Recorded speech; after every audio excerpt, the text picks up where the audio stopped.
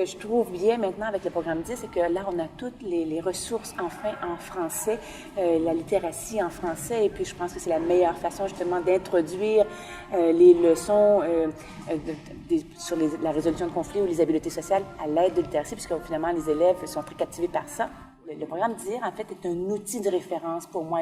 Quand on a à discuter, surtout avec des petits de 5 ans, je trouve que quand on a un programme aussi simple que le DIR, et cet outil de référence-là est facile pour faire comprendre aux enfants justement ce qu'il n'aurait pas dû faire, ce qu'il aurait dû faire, là, ce qu'il fera la prochaine fois.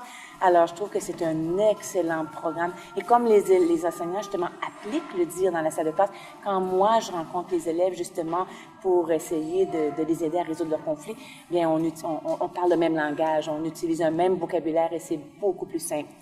Chaque mois aussi, on a des assemblées, autant avec les élèves du primaire qu'avec les élèves de l'intermédiaire. Alors, avec les élèves du primaire, justement, on renforce le principe DIR, justement, ce que les élèves doivent faire.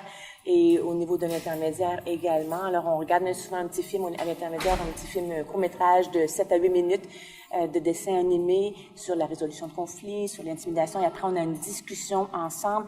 Et on discute aussi du programme Mentor parce qu'à l'école, on a implanté le programme Mentor depuis déjà janvier. Alors, tout à l'heure, on aura l'occasion d'entendre une jeune fille qui pourra justement nous expliquer, nous parler de son expérience en tant que mentor. Mais c'est tout nouveau dans la cour d'école. Nous avons à chaque jour plus de 20 mentors dans notre cour d'école qui aident à résoudre des conflits ou qui aident aux petits qui sont en besoin, justement, et qui ont besoin de développer des habiletés sociales pour pouvoir résoudre certaines situations. Parce que ce ne sont pas toujours des conflits, parfois ce sont des petites situations très, très, très simples, mais pour les tout petits, quand ils n'ont pas les habiletés pour le faire, ça devient, après quelques situations justement régulières, une situation de conflit qui s'aggrave.